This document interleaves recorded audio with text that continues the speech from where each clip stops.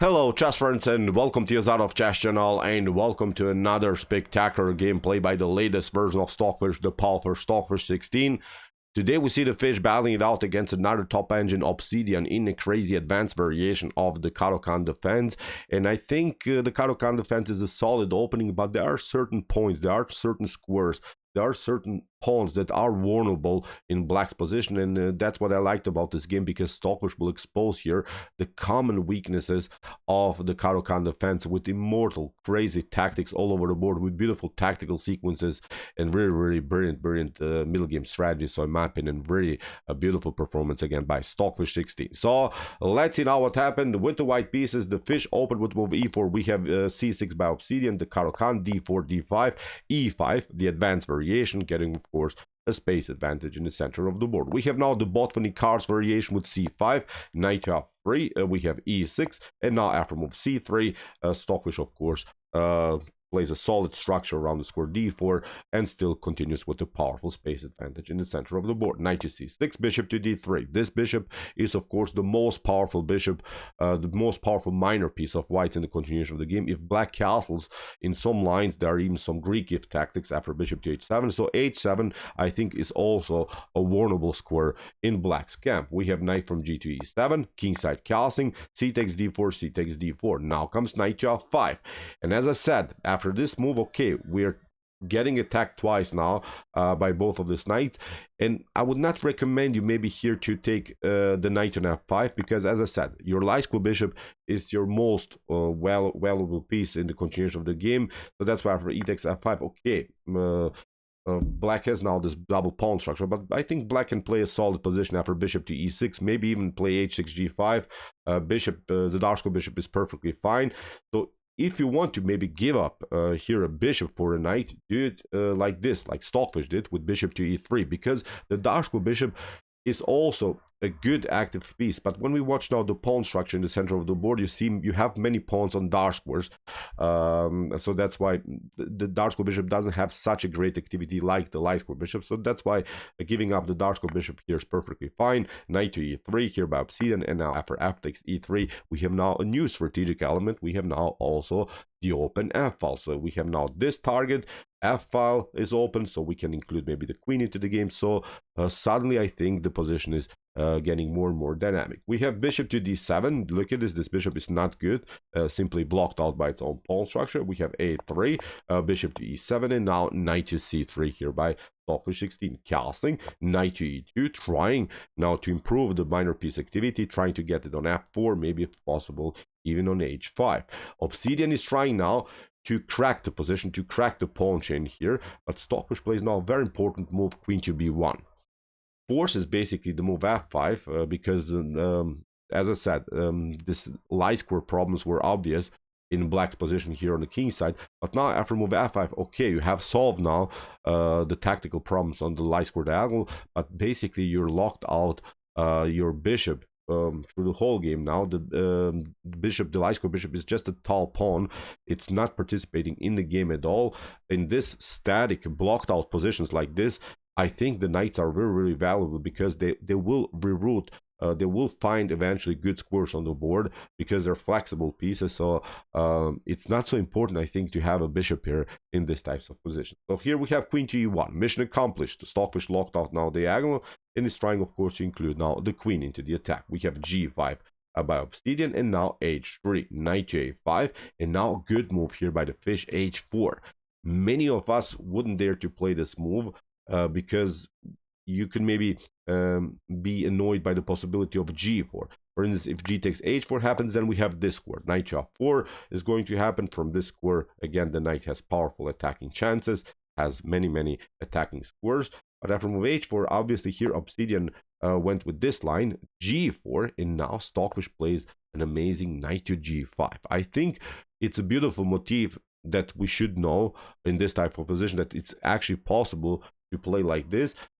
let's see possible options again here for black. If black, for instance, would have continued with bishop to g5, this wasn't played in the game, then after h takes g5, queen to g5, you cannot take the knight so far on a5 because the pawn on e3 is hanging. But now we fix simply the position here, knight to f4, the knight has to step back, and now we play rook to c1. After something like h5, we play g3, and we control the h4 square.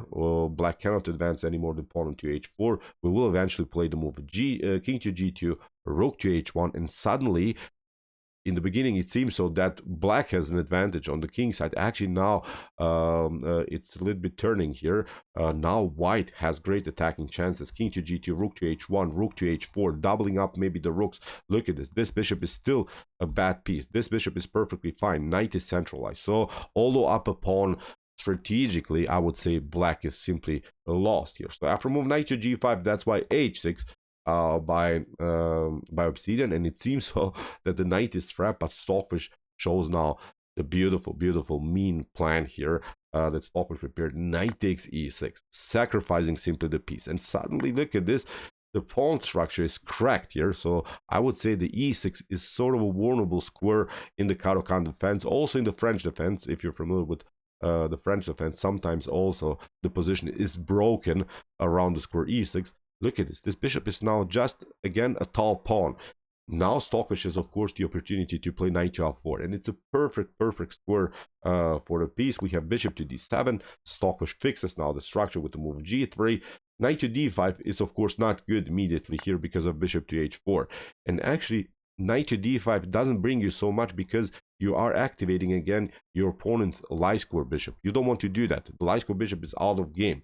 So that's why here, when there is a pawn, this bishop doesn't have an activity at all. So after move bishop to d7 and g3, we have now knight to c4, and Stockfish simply protects now the b2 weakness. Knight to b6, Obsidian has to now also to protect the d5 pawn, but it's a little bit different when the knight is here. When we play knight to d5, then of course the knight is of course protected by the pawn, so that's why the knight could be hanging. Obsidian protects it so far with the knight to b6. We have b3.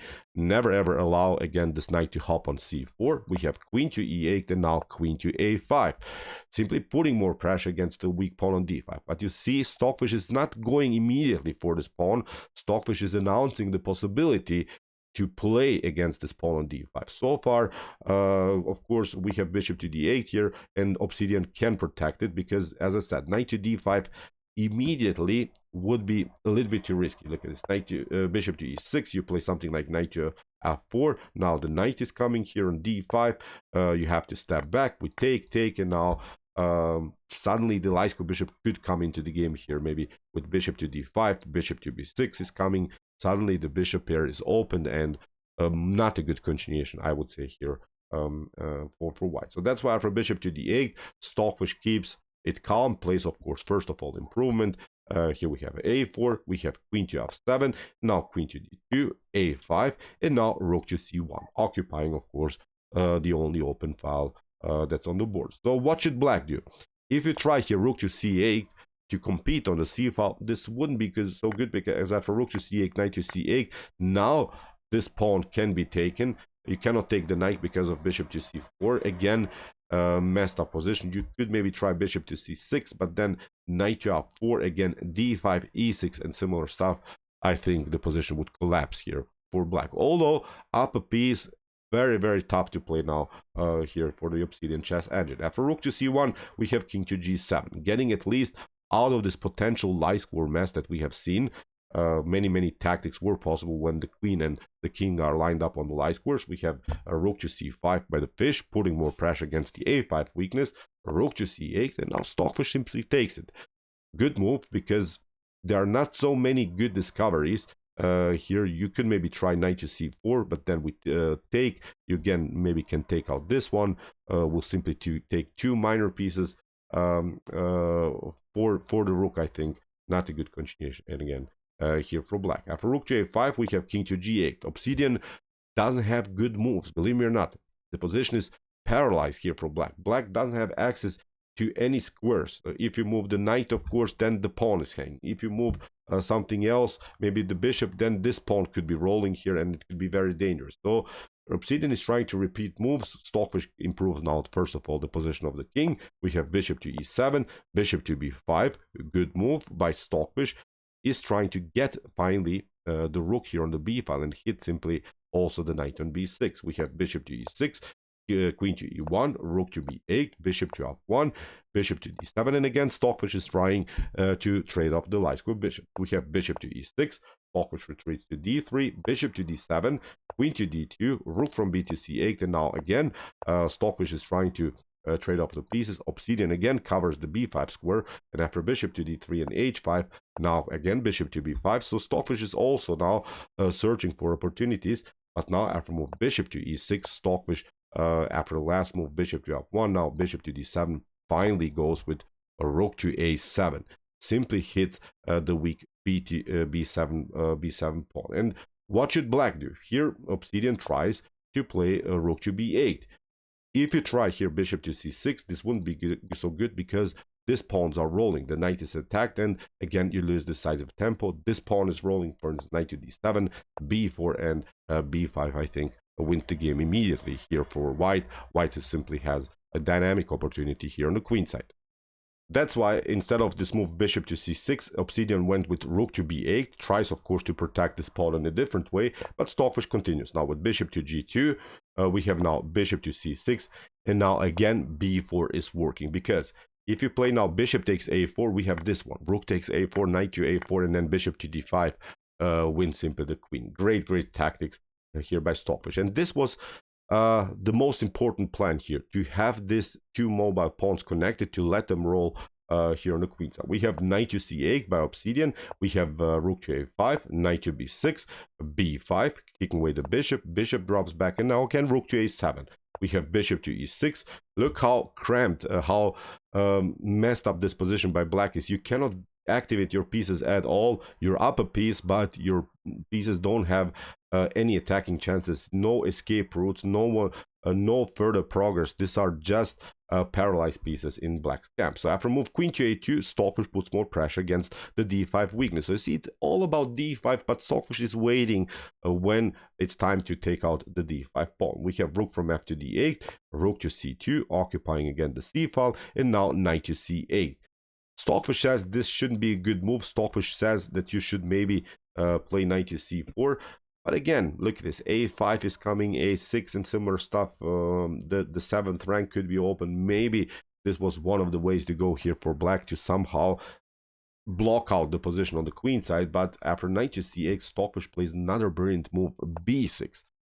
Really wild stuff. You cannot play knight takes a7, because after b takes a7, you have to play rook to a8, and now this rook is coming on the 7th rank. If you take it, then queen to b3, putting more pressure against this pawn here, also against this pawn.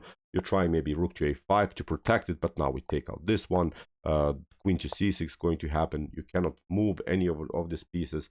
So again, I think the position would collapse around the square d5. So very paralyzed position here by black. So you cannot basically move anything. If you move the rook here, then you lose this battle. If you move this rook, then we attack this one, let the pawn here roll on this side of the board. So too many tactical opportunities here for white. So after move b6 that Stockfish plays, we have rook to d7 by Obsidian, rook to c7, putting more pressure on the 7th rank.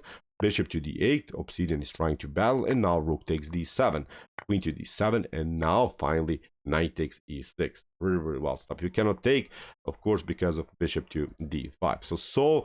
So many opportunities here for white. Again, if you try knight to a7, it doesn't matter. We'll play simply knight to c5. Then we take out this one, we take out this one, and again, the game should be over here for black. After knight to e6, we have bishop takes b6. Stockfish plays now bishop to d5. Bishop to a7 is of course not working because again of knight to c5. After bishop to d5, king to h8, rook takes b7. Great tactics again. Bishop to b7, queen to b7. But now knight to f4, and Stockfish is saying, okay, I'm down a piece, but the position is collapsing here. h5 weak, f5 weak. The king endangered on h8. This pawn is rolling, so the position is simply too stretched for this minor pieces of blacks. Queen to c7. Stockfish includes now the queen. A check by Obsidian, but doesn't matter. Good defensive resource. This move, knight to g2. king to g7, queen to f6, a couple of checks by the fish, and now simply pushing these pawns, these two mobile connected pawns in the center of the board. Bishop to b4, Stockfish push the pawn further, knight to b6, a new check, queen to g5, again queen to h5 comes with a check, again a new check, and now Stockfish includes the queen again further into the game, and now e6, allowing even bishop to d6, but now after the check and e7, here Obsidian had to give up now the piece, but of course Stockfish takes it always with the check. It's a different story if you take it just immediately or with a direct threat. You see black covers, queen to f8. First of all, Stockfish is again on the move, delivers a new check, and now simply grabs the knight, and this was game over, of course, here for black. The game was prolonged for a little bit here. Queen to g6, here Stockfish pushed the pawn further, took all of these pawns, traded off the queens, and in this particular position, the Obsidian chess engine resigned. So great game, great attack against the Caro-Kann defense with crazy tactics around the square e6. Stockfish never allowed Obsidian to include the pieces into the game. Really, I think sort of a line that could be useful for you, because here, let's go back to this critical moment, h4, then g4, and then knight to g5. We have seen bishop to g5, not so good, h6, and then knight takes e6, bishop to e6, and knight to f4. Paralyzed simply all of the pieces of black's great attacking ideas here by Stockfish 16. So okay, I hope that you enjoyed this game. I really enjoyed it a lot. Interesting ideas in the Caro-Kann defense. If you want to see our studies about the Caro-Kann, here's the link of our playlist. And if you want to see more beautiful, spectacular games played by Stockfish, but also by some other top engines, check out our commented chess games played by computer series. Here's also the link of our playlist. And if you like this content, hit the subscribe button. See you soon with some more videos, and what do we say in the end?